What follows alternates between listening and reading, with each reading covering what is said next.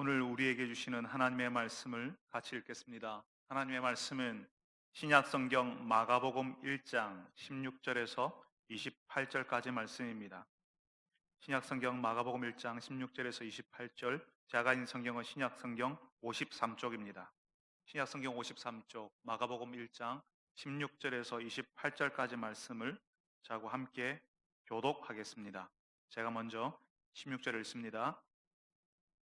갈릴리 해변으로 지나가시다가 시몬과 그 형제 안드레가 바다에 금을 던지는 것을 보시니 그들은 어부라.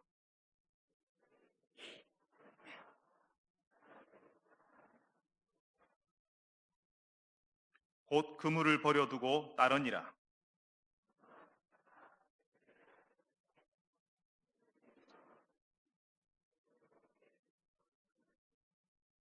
곧 부르시니 그 아버지 세베대를 품꾼들과 함께 배에 버려두고 예수를 따라가니라.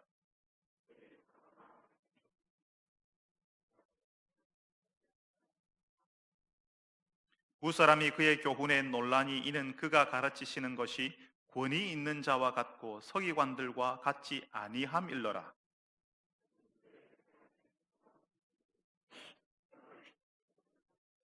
나사렛 예수여, 우리가 당신과 무슨 상관이 있나이까? 우리를 멸하러 왔나이까? 나는 당신이 누구인 줄 아노니 하나님의 거룩한 자니이다.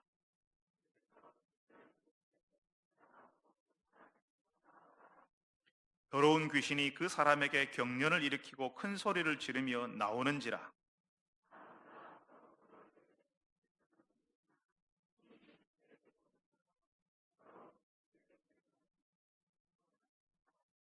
같이 읽습니다. 예수의 소문이 곧 온 갈릴리 사방에 퍼지더라. 아멘. 사랑하는 주님, 이제 저희들이 다시 한번 하나님의 말씀을 들으려 합니다. 우리에게 오신 그 예수님이 어떤 분이신지, 그 예수님께서 무엇을 원하시는지, 그래서 우리가 어찌해야 하는지 다시 한번 아는 시간, 깨닫는 시간 되게 하여 주옵소서. 우리의 귀를 열어주시고 우리의 어두운 마음을 밝혀 주옵소서. 이 말씀 앞에서 우리가 예하고 아멘하며 반응하는 저희들이 되게 하여 주옵소서. 예수님의 이름으로 기도합니다. 아멘.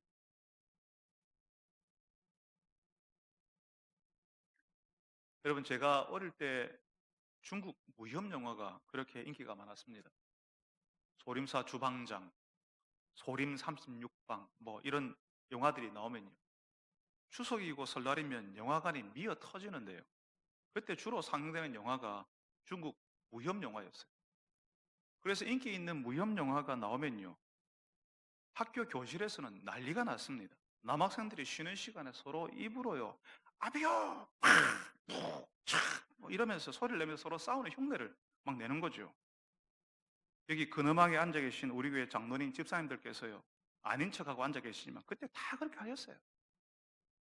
그 무협 영화를 보면 꼭 주인공이 원수 갚겠다고 사부님을 찾아가서, 어렵게 사부님 찾아가서 무술을 배우는데요, 그러면 그 사부가 주인공에게 무술을 가르치면서 맨 처음 시키는 게 있거든요. 저 밑 산 아래 우물이나 개울로 가서 물통으로 물을 떠오라고 시키는 거예요. 아침부터 저녁까지 허구한 날 물만 퍼나르는 거죠. 그러니까 나중에는 물통 2개를 양손에 들고 산 아래 위로 막 뛰어가면서 물을 길어요. 하도 많이 해가지고. 그때쯤에 사부님이 무술을 가르치기 시작하거든요. 근데 그렇게 무술을 배우는데 그 무술을 배우니까요, 물을 길러 다니면서 길렀던 그 체력, 또 산을 왔다 갔다 뛰어다니면서 했던 그 스피드, 그리고 물통 2개 들고 다니면서 자연스럽게 익혔던 몸의 무게중심, 뭐 이런 게 무술 배우는데 다 연결이 되는 거예요. 무술을 배우러 왔던 주인공이 맨 처음 하라고 했던 그게 무술을 배울 때 가장 중요했다는 거죠. 여러분, 예수님께서 이 땅에서 하나님의 일을 시작하실 때에 처음으로 한 게 뭐였을까요? 우리가 오늘 읽고 있는 이 마가복음에서는 예수님께서 무슨 일을 하셨다고 가장 먼저 소개하죠? 예수님이 처음에 뭘 하셨냐 하는 이게요, 예수님의 일을 짐작하게 만들어요. 예수님이 처음에 뭘 했냐, 예수님이 뭘 중요하게 여기냐, 그걸 알게 해준다는 거죠. 집을 지어도 어디에 첫삽을 뜨고 무슨 공사를 먼저 어떻게 하는가에 따라서 그 집이 달라질 수 있거든요. 그래서 처음에 뭘 하느냐가 굉장히 중요합니다. 그러면 여러분, 예수님이 처음 하신 일이 뭐죠? 오늘 말씀에서는 예수님께서 제자들을 부르셨다, 제자들을 부르시는 일을 가장 먼저 하셨다 이야기합니다. 지난주에 우리는 예수님께서 때가 찼고 하나님의 나라가 가까이 왔다는 선언을 하셨다는 것을 우리가 들었습니다.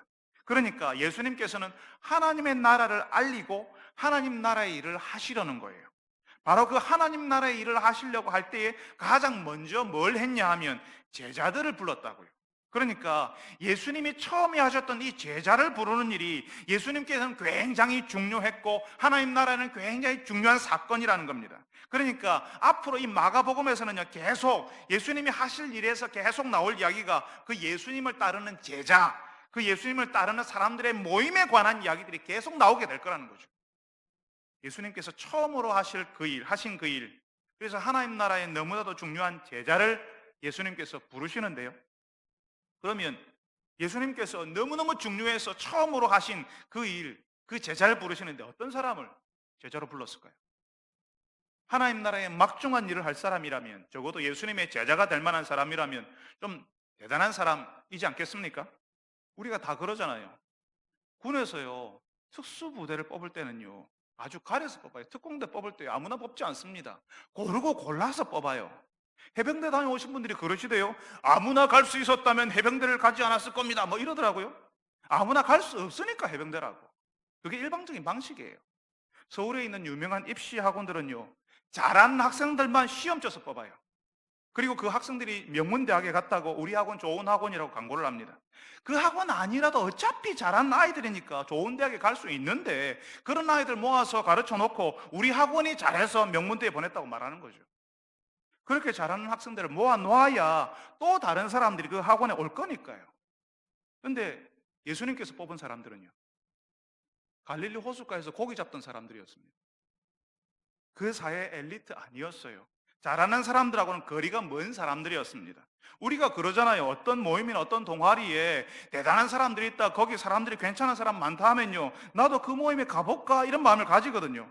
예수님의 제자들을 대단한 사람들로 채워 놓아야 다른 사람들이 예수님이 말씀하시는 그 하나님 나라에 관심을 가질 거 아니에요. 예수님 제자들 보고 아이고 나도 저 모임에 한번 가보고 싶네 이런 마음이 들지 않겠습니까?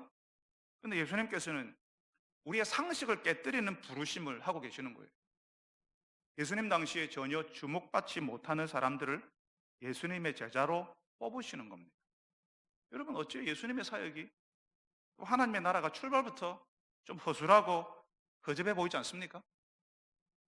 예수님께서 왜 그렇게 하셨을까요? 여러분, 사실 하나님 나라의 일을 위해서 사람들을 뽑는다 하면요, 어느 사람이 와도 예수님에게는 어울리지 않을 겁니다. 누가 하나님의 아들을 따를 만한 그런 자격을 갖췄겠어요. 그런데 예수님의 말씀이요, 왜 그런 사람들을 부르셨는지를 설명해 줘요. 우리가 오늘 17절을 읽었는데 17절에 뭐라고 하냐면 나를 따라오라, 나를 따라오너라, 내가 너희로 사람을 낚는 어부가 되게 하리라 말씀하시거든요. 예수님을 따라오라고 말씀하시고 나서는 그 사람들이 어떤 사람이 될 것인지를 약속하시는 거죠. 내가 너희로 사람을 낚는 어부가 되게 하리라. 예수님께서 그렇게 하시겠다는 거죠. 예수님께서 그런 사람으로 만드시겠다는 겁니다. 여러분, 그 당시에 선생님, 그러니까 그때는 랍비라고 불렀는데요, 그 선생님 랍비와 제자들과의 관계에서요, 그 랍비의 권위라는 게 대단했습니다. 예전에 우리 선생님도 권위가 있었지만 그 선생님의 권위를 훨씬 뛰어넘는 거였어요. 그러니까 적어도 랍비가 제자들을 부르는 일은 없었습니다.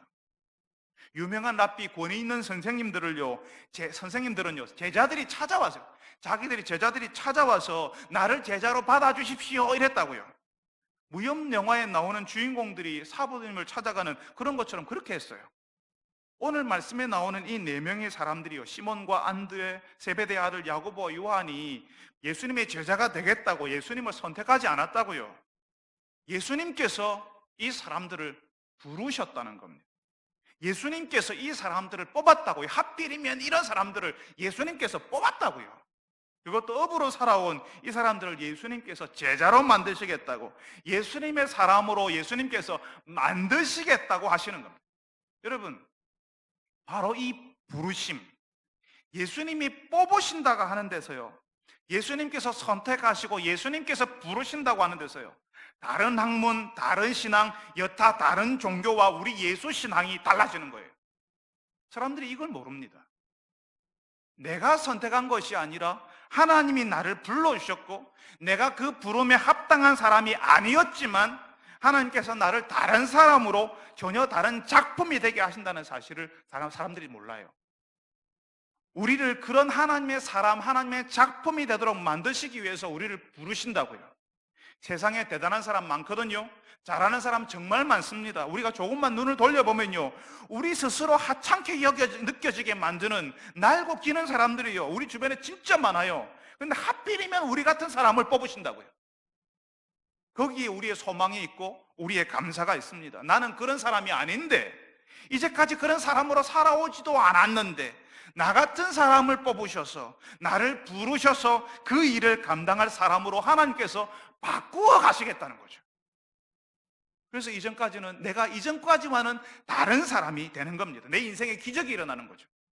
적어도 예수님의 그 부름을 알기 전까지 나는 아무것도 아니었지만, 세상의 기준에 눌려서 스스로 기가 죽어서 살았지만, 예수님이 부르시고 그 예수님의 손에 붙들리게 되면 나는 다른 사람이 되는 겁니다. 예수님의 작품이 되는 거죠.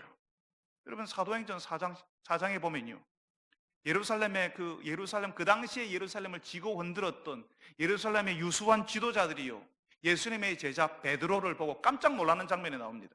그 베드로가 오늘 우리가 읽은 말씀에는 시몬이라고 소개되고 있어요.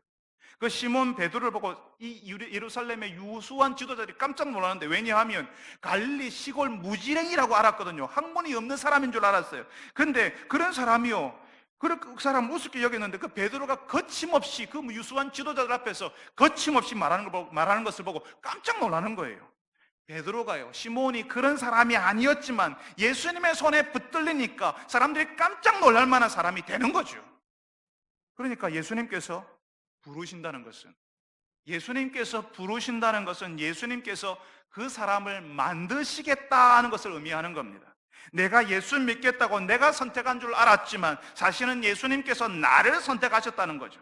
예수님의 그 선택, 예수님의 그 부르심은 내 인생을 하나님의 선한 작품으로 만들어 가시겠다는 하나님의 계획, 하나님의 목적이 담긴 부르심이라는 겁니다. 그 사실을 알고 예수님이 불러주신 것, 내가 예수 믿게 된 것을 기뻐하고 감사하는 여러분들이 되시기를 바랍니다. 그렇다면 여러분, 예수님이 나를 따라오라고 하실 때에 사람들이 마치 자석에 이끌리듯이, 철이 자석에 이끌리듯이 어떤 강력한 힘에 이끌려서 저절로 예수님을 따라가게 되는 건가요? 우리가 읽은 이 마가복음에서는요, 이 사람들이 예수님을 어떤 과정을 거쳐서 어떤 이유로 따랐는지를 밝히지 않아요. 마가복음은 이 사람들이 예수님을 따를 때 이 사람들이 어떻게 했냐에 관심이 있습니다. 그래서 이 사람들이 예수님을 따르게 된 과정, 예수님을 따르게 된 그 이유는 생략이 되어 있어요. 우리가 현실에서 경험하듯이 부른다고 다 따르는 건 아니거든요. 길에서 전도지 한 장 받고 예수님의 제자가 되겠다고 나서는 일은 없습니다. 그 전도지 한 장 받고는요, 그때 참 형편이 힘들었으니까 아이고 나도 교회 한번 가볼까 하는 그런 마음은 가질 수 있어도 예수 제자가 되겠다고 나서는 사람은 없다고요. 이 따른다는 말에는 특별한 의미가 담겨져 있어요. 그러니까 예수님이 나를 따라오라 할 때 이 사람들이 예수님을 따랐다는 말은 그 부르시는 분, 나를 따르라고 부르시는 그 예수님에 대해서 알았다는 말입니다. 여러분, 이 성경에 우리가 복음서를 보면요, 따른다는 말이 나오는데, 따른다, 따랐다는 말이 나오는데요, 이 말은 선생님과 제자의 관계 속으로, 그 랍비와 제자의 관계 속으로 들어간다는 의미였어요. 그 선생님과 따르는 제자의 관계 속으로 들어간다는 말인데, 그 선생님이 누군지도 모르고 따른다는 말이 말이 됩니까? 이 사람들이 따른다는 게 뭔지를 알고 따라갔다는 말이에요. 그렇다면 이 사람들이 어떻게 예수님을 알게 됐을까요? 어떻게 따르게 됐을까요? 오늘 여기 시몬이라고 소개된 베드로 있잖아요. 이 베드로에게는 형제가 있었어요. 오늘 성경에는 안드레라고 소개됩니다. 이 안드레는 원래 세례 요한의 제자였어요. 근데 세례 요한이 예수님을 가르쳐 주잖아요. 그러니까 이 안드레가 자신의 형제 시몬에게, 베드로에게 이 예수님을 소개하는 거죠. 그때 베드로가 요한복음 1장에 그 내용이 나옵니다. 이 베드로가요, 예수님에 대해서 알게 되었어요. 근데 누가복음 5장을 보게 되면요, 그때 안드레에게 들었던 그 예수님이요, 자기가 밤에 밤새도록 고기 한 마리 잡지 못한 밤이 있었는데 희한하게 한 마리도 안 잡히네. 근데 그날 예수님께서 이 베드로에게 뭐라고 하냐면, 이 배를 깊은 들어가서 그물을 던지라, 이렇게 이야기하는 겁니다. 그래서 선생님, 내가 밤새도록 한 마리도 고기를 잡지 못했지만 선생님 말씀에 의지해서 내가 한번 그물을 내려보겠습니다, 이랬는데 희한한 일이 벌어졌는데, 어떤 일이 벌어졌냐면 뭐 아시죠 여러분? 그 배가요, 고기가 너무 많이 잡혀가지고 배가 물에 잠길 정도로, 무게가 너무 무거워가지고 고기가 너무 많아서 배가 잠길 정도로 고기를 잡은 거예요. 여러분, 보통은요 그냥 고기 잡을 수 있지 이렇게 생각해요. 근데 갈릴리의 호숫가에서 잔뼈가 굵었던 이 베드로에게는요, 이 일이 보통 일이 아닌 거예요. 전문 어부니까 이 일이, 이 의미가 무슨 의미라는 사실을 너무너무 잘 아는 거예요. 말도 안 되는 일이 벌어졌다는 사실을 이 시몬이 아는 거죠. 거기서 예수님이 누구신지를 이 시몬이 경험하는 겁니다. 그때 함께 누가 있었냐면, 시몬의 배 옆에 오늘 우리가 같이 읽었던 말씀에 나오는 세베대 아들 야고보, 요한도 같이 있었어요. 고기 잡는 사람으로. 그때 거기 같이 보는 거죠. 야고보, 요한도 불러가지고 우리 같이 좀 그물 당기는 걸 도와달라고. 그래서 이 시몬, 이 세베대 아들 야고보와 요한의 배도 잠길 정도로 고기를 많이 잡았다고요. 그러니까 이 사람들이 예수님이 누구신지에 대해서 이미 알고 있었어요. 예수님이 특별하신 분이라는 사실을 알고 있는 상태에서 예수님께서 부르신 거예요. 그리고 그 예수님을 따르게 된 거라고요. 그런 놀라운 예수님이 부르시니까 기꺼이 따르겠다라고 하는 겁니다. 예수님을 모르는데 따라오라고 해서 따르지 않는다고요. 예수님이 누구신지를 알게 되니까 따르는 마음을 가지게 된다고요. 여러분, 그래서 그 사람들이 어떻게 예수님을 따랐다고 하죠? 우리가 오늘 읽은 말씀은 그들이 그물을 버려두고 예수님을 따랐다, 아버지를 배에 버려두고 예수님을 따랐다라고 이야기합니다. 많은 사람들이 여기서 오해를 해요. 우리말 성경에서 다른 거는 별로 모르겠는데 아버지를 버려두고, 여기에서 그냥 가버리는 거죠. 아버지를 버려두고라는 표현이 마치 예수 믿으면 아버지도 몰라보고 아버지를 내팽개치고 교회만 죽자사자 쫓아다니는 사람들이 되는 것처럼 보이기 때문에 그렇습니다. 여기에 나온 버려두고라고 번역된 말을 오해하지 말아야 되는데요, 여러분, 우리가 직장 때문에 혹은 학교에 진학하기 위해서 부모 떠나게 되는 것을 이상하게 생각하지 않지 않습니까? 당연히 그렇게 해야 한다고 생각해요. 아들이 서울에서 직장을 얻었는데 부모님하고 처음 떨어지게 되어서 아들이 신경 쓰고 있으면 야야 내 걱정하지 말고 가라, 일하러 가라고 등 떠밀지 않습니까? 예수님을 따라가는 건 마찬가지예요. 아버지를 버려두고 해서 마치 이 사람들이 아버지에게 인사도 안 하고 훌쩍 떠나버리는 것처럼, 집을 가출해 버리는 것처럼 그렇게 오해할 수 있는데요, 성경을 읽으실 때 그런 부분을 유념해야 합니다. 이 사람들이 아버지에게 정성스럽게 하직 인사 올리고 아버지의 노년을 대비해서 연금보험 다시 확인해보고 1년에 몇 번씩 찾아오겠다라고 약속을 하고 그렇게 예수님을 따라갔다 하면, 이렇게 하면 우리 마음은 시원해지겠지만 하나님의 말씀은 거기에 목적이 있는 게 아니잖아요. 그렇게 따지면요, 성경이 얼마나 두꺼워야 되겠습니까? 그걸 이래 다 설명할 것 같으면. 우리가 읽은 말씀의 핵심은 예수님이 부르시니까 이 사람들이 자신이 예전에 하던 생활에서 벗어나서 바로 예수님을 따라갔다는 거예요. 말하자면 평생 가업이었잖아요. 아버지가 어부고 나도 어부고 내 아들도 어부고 평생 거기서 쳇바퀴 돌듯이 거기서 살아야 돼요. 평생 가업이었던 것, 그들의 세계관을 결정했던 그 생활, 자신의 행동 반경, 자신의 가치, 뭐가 좋고 뭐가 귀하고 이런 걸 결정하는 그런 그 사람들의 생활이 있었어요. 그들의 세계관을 결정했던 그 생활을 떠나서 하나님 나라의 세계관으로 들어간 겁니다.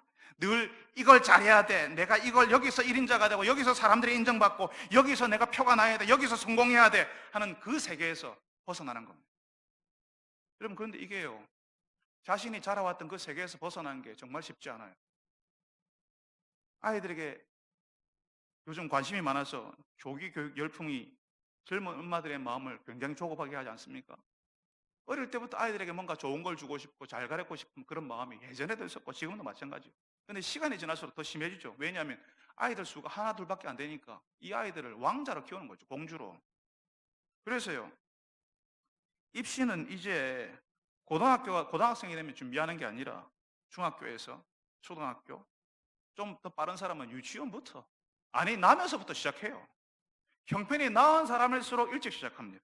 그러니까 그 형편 좋은 사람들 보고는요, 조바심이 나거든요. 그러니까 덩달아서 어릴 때부터, 유치원부터 온 나라의 젊은 엄마들이요, 입시에 대해서, 유치원 다니는 애한테 입시에 대해 생각을 하는 거죠. 유치원 때부터 잘하면 앞으로 그 다음 학교에서도, 그 다음 고등학교에서도, 그 다음 대학과 직장으로 연결된다고 믿는 겁니다.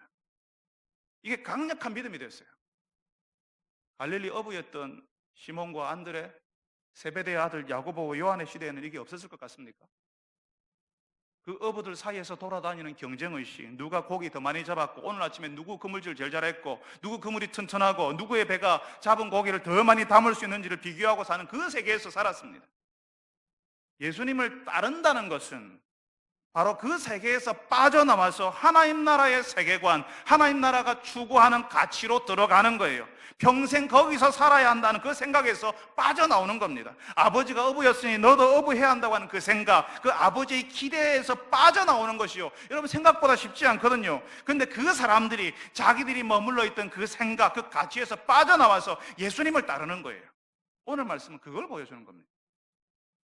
그래서 여러분, 예수님께서 부르실 때예요, 그 사람들이 공통적으로 보여주는 반응은요, 그들이 곧 버려두고 예수님을 따르니라, 이거입니다.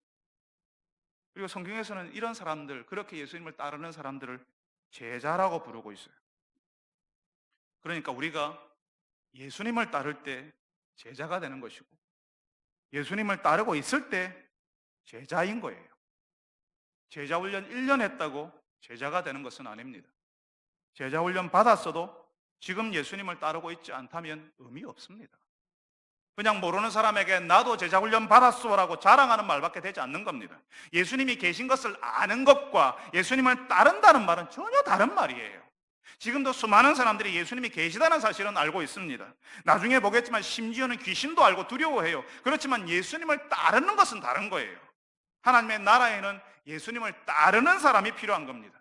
그래서 예수님이 하신 처음 일이요, 그 따르는 사람을 뽑는 거예요. 그렇지만 놀랍게도 예수님을 따르는 사람은 이전에도 그랬고 지금도 참 적습니다. 그냥 고기 많이 잡는, 그 예수님에 대해서 알기는 알지만 예수님을 통해서 내가 고기 많이 잡기를, 더 큰 배를 구해가지고 거기서 더 많은 고기 잡기를, 그걸 원하거든요. 그 세계에서 벗어나서 예수님이 원하시는, 예수님께서 바라시는, 예수님께서 만들고 싶은 그런 사람으로 내가 바뀌기를 원하지 않는다고요. 그래서 예수님이 계신 것은 알아도 예수님을 따르지는 않아요. 예수님을 따르는 것은 어렵고 불편하기 때문에 그렇습니다. 다른 사람들이 안 가는 길로 가야 하고, 다른 사람들이 알아주지 않는 길에 머물러 있어야 되니까. 그렇지만 여러분, 놀랍게도 하나님께서 약속하신 모든 것은, 다시 말씀드립니다, 하나님께서 약속하신 모든 것은 예수님을 따르는 사람들에게 허락되어 있는 겁니다. 내가 세상 끝날까지 항상 함께 있으리라라고 하신 그 놀라운 약속은요, 예수님을 계신 것을 아는 사람이 아니라 예수님을 따르는 사람, 그 제자들에게 약속된 거였어요. 어려운 일을 지날 때에 하나님의 능력을 경험하고, 외로운 자리에 있을 때 하나님의 위로를 경험하는 것도, 예수님의 함께 하시는 은혜를 누리는 것도 예수님을 따르는 사람들이 경험하는 복이라고요. 여러분, 우리가 잘 아는 마태복음 28장 19절과 20절, 모든 민족으로 제자를 삼으라 하시는 예수님의 말씀이 나오는데요, 부활하신 예수님께서 제자들에게 마지막으로 남기는 말씀도 모든 민족으로 제자를 삼으라는 말씀이었어요. 예수님의 처음 일도 제자를 부르시는 일이었고, 그 제자들에게 말씀하신, 부탁하신 마지막 부탁도 제자들을 세우라는 것이었어요. 예수님을 따르는 사람, 그래서 하나님의 능력, 하나님의 위로, 하나님의 기적을 경험한 이 사람들이 공동체를 이루고 살 때에 다른 사람들이 하나님의 살아계심을 볼 거니까요, 하나님께서 다스리신다, 하나님께서 우리 인생을 주관하신다는 것을 그 사람들이 볼 거니까요. 그러니까 하나님, 예수님을 제대로 따르는 사람이 서 있기만 하면 그 사람의 삶을 통해서, 그 사람이 하는 모든 일을 통해서 하나님이 보일 거니까, 예수님이 보일 거니까 그 사람을 세우는 일이 예수님에게 너무너무 중요했다고요. 지금도 마찬가지입니다. 사랑하는 여러분들이 예수님을 따르는 것이 얼마나 중요한 것인지 알고 그 예수님을 따르는 인생 되기를 바랍니다. 내 평생 예수 제자로 살 수 있기를. 예수를 조금 아는 사람이 아니라 예수를 따르는 사람 되기를, 예수 제자로 살 수 있기를, 다른 사람들이 내 인생을 바라볼 때에 저 사람 예수님을 따르는 사람이었다는 평가를 해줄 수 있기를, 그 평생에 단 한 사람이라도 내 자녀들만큼은 예수님의 신실한 제자로 세울 수 있는 분들이 되시기를 바랍니다. 여러분, 예수님께서 처음으로 하신 일이 제자를 부르신 일이었어요. 또 처음으로 하신 일이 또 하나가 있는데요. 하나님의 말씀을 가르치는 일이었습니다. 오늘 말씀 21절에 보니까 예수님께서 안식일에 회당에서 가르치셨다라고 합니다. 예수께서 곧 안식일에 회당에서 가르치심에 무사람이 그의 교훈에 놀라니 이는 그가 가르치시는 것이 권위 있는 자와 같고 서기관들과 같지 아니함 일러라. 여러분, 하나님의 아들이 하나님의 말씀을 가르쳐요. 하나님을 가장 잘 알고 있는 하나님께서 하나님의 뜻을 보여주시니까, 표현해 주시니까, 그러니까 마치 그 저자가 직접 가르치는 거잖아요. 저자 직강이잖아요. 그러니까 사람들이 얼마나 놀랐겠습니까? 무슨 사람들이 그의 가르침에 놀랐다고 하는데요, 그 가르침이 권위 있는 자와 같고 서기관들과 같지 않았다라고 그 특징을 설명하거든요. 여러분, 여기서 주목할 만한 것이 있는데, 바로 그 당시 존경받던 성경 교사들, 서기관들과 같지 않았다는 말이에요. 여러분, 그 당시에 서기관들은 성경을 가르치고 해석해 주던 성경 선생님이었습니다. 그리고 그 서기관들은 그 당시에는 인쇄 기술이 없었으니까 손으로 일일이 성경 말씀을 손으로 베껴 가지고 성경 말씀을 필사하는 그런 일을 하는 사람이었어요. 성경 말씀을 쓸 때에 목욕하고 기도하고 베끼고, 다시 목욕하고 기도하고 베끼고, 자신이 하는 거룩한 일에 대해서 알고 있었던 거죠. 그래서 수많은 사람들이 그 서기관들에 대해서 존경했습니다. 그 서기관들이 가르치는 그 성경 해석을 받아들였고, 그 서기관들이 엄청나게 중요한 지도자로 받아들였어요. 근데 이 말씀 뭐냐 하면요, 이 사람들이 놀라는데 예수님의 가르침이 그 서기관들과 같지 않았다 하는 거죠. 그 당시에 서기관들의 권위는 범접 불가였습니다. 사람들에게 존경받는 사람들에게 말씀드렸죠. 그 사람들이 성경을 가르쳐 주는 대로, 해석해 주는 대로 배웠어요. 근데 예수님의 가르침을 들으니까, 저자직강으로 들으니까 서기관들과 비교가 되는 거예요. 예수님의 말씀을 들으니까 서기관들이 뭘 잘못 가르쳤는지, 뭐가 문제인지가 보이기 시작하는 겁니다. 예수님의 권위 있는 가르침이요, 다른 가르침, 잘못된 가르침을 분간하게 만들고요, 하나님의 말씀을 제대로 듣게 만드는 거죠. 이 서기관들의 잘못된 가르침에 대해서 여러분, 우리는 오늘 마가복음을 읽고 지금 몇 주간 계속하고 있는데, 앞으로 계속 마가복음을 읽으면요, 예수님이 이 서기관들의 잘못된 가르침을 계속 지적하는 것을 볼 수 있을 겁니다. 그러니까요, 예수님의 하나님의 뜻을 전하는데 서기관들이 잘못 해석하고 잘못 전하고 잘못 가르친다는 거죠, 사람들에게. 그러니까 이걸 지적하니까 서기관들이 예수님을 정말 싫어해요. 존경받는 지도자 있는데 예수님이 갑자기 탁 나타나가지고 어디서 온지도 모르는데, 어디서 이걸 듣보잡이라고 얘기해요, 젊은 사람들이. 듣도 보도 못한 잡것이 나와가지고 이렇게 사람들이 놀라는 가르침을 전하니까 이 서기관들이요, 너무 싫어하는 거죠. 예수님을 싫어하는 거죠. 그래서 이 예수님을 십자가에 넘기는데 가장 큰 공을 세운 사람들이 서기관들입니다. 제대로 된 가르침, 권위 있는 말씀이 전해지면 거짓이 폭로되고요, 잘못된 가르침이 무엇인지 드러나거든요. 제대로 된 가르침, 권위 있는 말씀이 전해지면요, 그 영혼이 살아납니다. 회복을 경험하고 자유를 누리게 돼요. 그 속사람의 치유를 얻고 회복을 경험하니까 그 쓰는 말이 달라지고 그 얼굴의 표정이 달라지는 거죠. 마치 다른 사람이 되었다고 착각할 정도로 되는 거죠. 하나님의 말씀이 제대로 가르쳐졌을 때요. 그렇지만 잘못된 가르침이 전해지면요, 그 영혼이 눌리게 되고요, 열심히 하는데 기쁨이 없고 하나님이 주시는 회복, 자유, 위로를 누리지 못하며 살아요. 여러분, 집에서 설거지할 때요, 이 설거지가 해도 끝이 없잖아요.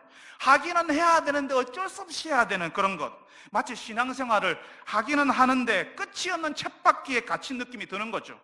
그런데 예수님이 가르침이요, 그 쳇바퀴를 깨뜨리고요, 자유를 누리게 하고 회복을 경험하게 하고 다시 살아나는 기쁨을 주시는 겁니다. 슬픔은 슬픔대로 받아들일 용기를 주시고, 힘든 일을 만났지만 그 힘든 일에서 의미를 발견할 지혜를 얻게 한다고요, 예수님의 가르침이. 그래서 예수님이 가르치세요. 그래서 이 마가복음 곳곳에서 예수님이 가르치시는 것이 나와요. 가르치는 것이 너무나 중요해서요. 그 가르침 때문에 사람들이 하나님을 알고 하나님 나라에 대해서 이해하게 되니까요. 그 말씀을 듣고 하나님의 그 다스림 속으로 기꺼이 들어가겠다고 하니까요. 그러니까 안식일에 해당해서 사람들이 그런 예수님의 가르침을 듣고 얼마나 놀랐겠습니까? 그런데 여러분, 이 예수님의 가르침 때문에 사람들만 놀라는 게 아니었습니다. 서기관들의 가르침과 다르다는 것만 드러나는 게 아니라고요. 오늘 말씀 23절에 보니까 거기 해당에 있던 귀신 들린 사람이 소리를 질렀다고 하거든요. 예수님의 권위 있는 가르침 때문에 귀신이 두려워하고 숨어있던 자신의 정체가 탄로가 나게 되는 겁니다. 정체가 확 드러나게 되는 거죠. 여러분 보세요. 하나님의 말씀이 선포되고 가르쳐지던 해당이었습니다. 하나님의 말씀이 전해지던 해당이었어요. 근데 그 해당에 귀신 들린 사람들이 같이 있었던 거죠. 평소에 사람들은 몰랐겠죠? 근데 예수님이 가르치시니까, 예수님이 말씀하시니까 사람들에게 숨어서 그 사람들을 움직이던 귀신의 정체가 탄로나는 겁니다. 예수님의 권위 있는 말씀이 전해질 때에 악한 귀신도 떠는 거죠. 나사렛 예수여, 우리가 당신과 무슨 상관이 있습니까? 우리를 멸하러 왔습니까? 예수님을 두려워하는 겁니다.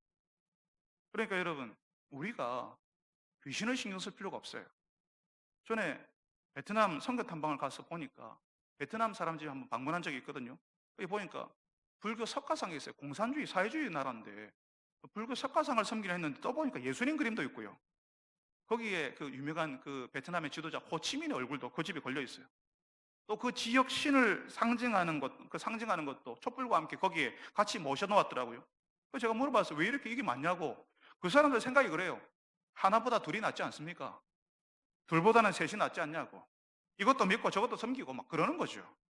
혹시 자신의 인생에 두려운 일이 있을까 해서 이것저것 다 갖다 놓고 섬기겠다는 거죠. 예전에 우리도 그랬습니다.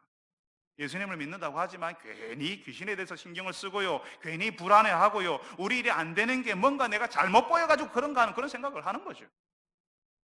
여러분, 우리가 지금 보는 것처럼 예수님께서 하나님의 아들이시고 그 예수님께서 말씀하실 때에 악한 귀신도 그 정체를 드러냅니다. 예수님을 두려워한다고. 예수님의 말씀이 선포될 때에 자신의 정체가 드러날 수밖에 없고 나중에 완전히 멸해지게 될 거예요. 그러니까 우리가 귀신에게 관심을 가지고 거기에 신경을 쓰는 게 아니라 우리의 유일한 관심은 우리가 섬기고 모시는 우리가 따라야 할 예수 그리스도 한 분뿐입니다. 그 예수님을 의지할 때에, 예수님을 따를 때에 그냥 그 모든 것들은 다 사라지는 거죠. 전에 한번 말씀드린 적이 있는데요. 여러분이 외출했다가 밤에 집으로 캄캄한 밤에 집으로 들어오면요, 캄캄해서 아무것도 보이지 않아요. 어둠이요. 여러분 집안 전체를 다 이렇게 꽉 채우고 있을 거예요. 그런데 여러분들이 전기 스위치를 딱 켜서 불빛이 들어오면요, 그 집을 누르고 있던 어둠들이 순식간에 사라져 버립니다. 빛이 오는 순간 어둠이 있을 자리가 없는 거죠. 빛이 딱 들어오자마자 그냥 어둠은 순식간에 사라져 버리는 거죠. 우리에게 예수님이 그런 거예요. 예수님이 우리와 함께 계시니까 어둠의 영 귀신이요, 거기 함께 있을 수가 없는 겁니다. 그냥 물러가고 사라지는 거예요. 거기 신경 쓸 필요가 없어요. 우리가 예수님만 바라보고 있으면 그냥 그 외의 것들은 저절로 떠나가는 겁니다. 그 말씀의 권세 앞에서 예수님께서 가르치시니까 서기관들의 거짓이 드러나고 거짓의 영이 그 정체를 드러내는 거죠. 그런데 놀라운 것은 이 귀신이 하는 말이에요. 여러분, 그 당시 예수님께서 이제 하나님 나라의 사역을 시작하시니까 그 당시에 대부분 예수님이 진짜 누군지를 대부분 모르고 있거든요. 근데 이 귀신이요, 예수님의 정체, 예수님이 누구신지를 어렴풋이 드러내는 겁니다. 오늘 우리가 읽은 말씀 24절에 나사렛 예수여, 나는 당신이 누구인지를 아오니 하나님의 거룩한 자니이다. 마치 귀신이 예수님이 누구신지에 대해서 증언을 해주는 것처럼 들리잖아요. 여러분, 근데 이 말이요, 이 귀신의 이 말이 예수님에 대해서 증언을 하거나 예수님께 굴복하겠다는 말이 아니라 거기 있는 사람들의 이목을 귀신인 자기에게 쏠리게 하는 겁니다. 예수님의 그 놀라운 가르침에 탐복하는 그 사람들이 예수님을 바라보려고 할 때 소리를 막 지르면서 나사렛 예수여 하고 사람들이 전부 자기를 쳐다보게 만드는 거죠. 예수님 바라보지 못하게 귀신인 자기에게 사람들이 주목하고 거기에 관심을 가지게 해요. 사람들이 참 희한한 게요, 귀신이 이렇게 예수님에 대해서 아는 채 말하잖아요. 그러면요, 야 용하다, 야 대단하다 하면서 그 귀신에게 관심을 가져요. 그 귀신에게 물으러 가요. 지금 이 귀신이 그러는 겁니다. 나사렛 예수여 하고 소리쳐요. 사람들이 자기를 다 바라보게 하고요. 예수님에 대해서 아는 것처럼 먼저 이야기하는 거죠. 내가 다 안다. 뭐 이런 허세. 이렇게 내가 다 안다. 내가 모르는 게 없다라고 하는 그 허세를 부르는 겁니다. 그 허세, 그 거짓에 수많은 사람들이 귀신에게 빠지고 귀신을 두려워하고 그 귀신에게 압도당하는 겁니다. 여러분, 그 귀신이 말하는 것은 예수님에 대한 정확한 묘사가 아니에요.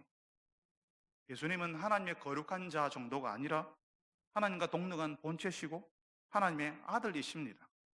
예수님에 대해서 아는 듯이 말하지만 사실은 정확하게 말하지 않는, 그래서 거기 있는 사람들을 현혹시키고 오히려 그걸 알고 있는 귀신에게 사람들의 시선이 모아지도록 하는 거라고. 거기에 예수님께서 귀신에게 잠잠하라라고 이야기하시는 겁니다. 우리가 오늘 읽은 말씀 25절에는 예수님께서 꾸짖어 이르시되 잠잠하고 그 사람에게서 나오라 이렇게 말씀하시는데요. 예수님께서 잠잠하라고 하실 때 잠잠하라는 그 말은 그 입에 망을 씌워라, 입을 가리라는 말이거든요. 말하자면 닥치라는 말이에요. 입 닥치라고. 지금 예수님께서 귀신을 꾸짖는 겁니다. 예수님에 대해서 아는 것처럼 꾸미고 사람들을 예수님에게서 떼어놓고 귀신에게 눈을 돌리게 만드는 그 거짓에 대해서 예수님이 입 닥치라고 하시는 겁니다. 그 귀신의 증언이 예수님이 누구신지 대해서 말하는 것이라 할지라도, 그 귀신의 증언이 예수님에 대해서 말하는 것이라 할지라도 예수님을 따르지 않는 증언, 헌신이라고는 없는 증언이니까. 그 귀신이 예수님을 따르지 않잖아요. 그 예수님 향해서 헌신하지 않잖아요. 예수님을 따름이 없는, 헌신이라고는 없는 증언이니까 사람들이 예수님을 바라보게 하는 것이 아니라 자신이 용하다고 자기를 바라보게 하는 증언이는 그런 증언, 그런 악한 증언이니까 예수님께서는 그런 증언을 거절하시는 겁니다. 여러분, 우리가 같이 읽는 이 마가복음에는요, 예수님에 대해서 말하려고 하는데 예수님이 그러지 못하게 막으시는 장면이 앞으로 계속 나올 겁니다. 아무에게도 이러지 말라. 아무에게도 말하지 마라. 네가 본 것을, 네가 지금 경험한 것을 말하지 말라. 그 말하는 것을 허락하지 않으셨다. 뭐 이런 구절이 계속 나올 겁니다. 여러분, 그렇게 하시는 이유가 뭘까요? 예수님을 따르는 자의 증언, 참으로 예수님을 알게 된 자의 증언이 아니기 때문에 그렇습니다. 예수님을 온전히 알지 못하고 예수님을 잘못 말하는 것을 막으시는 거예요. 그러니까 여러분, 예수님께서 원하시는 것은요, 예수님을 따르는 사람들, 그래서 예수님이 불러주셨고 그래서 다른 사람이 되게 하셨고 그 예수님 때문에 슬픔을 받아들이고 전혀 다른 기쁨을 알게 된 사람들이 내어놓는 증언이에요. 예수님께서 그런 증언을 듣고 싶으세요. 예수님의 사람들이 내어놓는 그 사랑의 증언이 필요한 것이지, 귀신이 두려워서 내어놓는 거짓 증언과 허세가 섞여 있는 반토막 증언은 필요 없는 겁니다. 오히려 예수님을 전하는데 방해가 되는 거예요. 예수님을 제대로 모르게 하니까, 예수님을 가리게 하니까, 예수님을 제대로 쳐다보지 못하게 하니까, 예수님을 제대로 따르지 않으면서 신앙생활 한다는 사람들 때문에 얼마나 많은 사람들이 예수님과 교회에 대해서 오해하게 됐습니까? 반토막 신앙으로 예수님에 대해서 말하니까, 예수님을 따르는 것 없이 예수님에 대해서 말하니까 교회 안에 젊은 세대들이 교회를 떠나잖아요. 여러분, 다음 세대들이 교회에서 없어진다고 이야기하는데요, 그 젊은 사람들이에요. 교회 안에서 진짜 예수님을 따른 사람을 본 적이 없기 때문에 떠나는 거예요. 예수님은 그런 증언 필요 없습니다. 차라리 안 하는 게 좋습니다. 그래서 그 귀신의 입은 막아버리고 그 귀신을 쫓아내버리시는 겁니다. 여러분, 예수님께서는 여러분이 전하는 증언은 기뻐하실까요? 우리가 예수님에 대해서 말할 때에 우리가 전하는 그 말 속에 예수님을 향한 땀과 눈물 그리고 헌신과 감격이 그 안에 있을까요? 사랑하는 여러분들이 예수님에 대해서 말할 때에 여러분의 증언을 누구보다 예수님이 듣고 싶어 하시기를 바랍니다. 얘들아, 네가 나에 대해서 말해주면 좋겠다. 저 귀신이 아니라 네가 나에 대해서 말해주면 좋겠다. 네 인생에 나타났던 나의 흔적을 말해주면 좋겠다. 내가 전해줬던 그 가르침을 네가 알고 네가 몸으로 살아서 사람들에게 알려주면 좋겠다라고 하실 그런 사랑의 증언자가 되시기를 바랍니다. 여러분들이 예수님이 하셨던 그 중요한 일, 제자를 삼고 예수님의 말씀을 전하고 가르치는 그 일이 내 인생 가운데 이루어지기를 기대하고 기도하는 여러분들이 다 되시기를 바랍니다.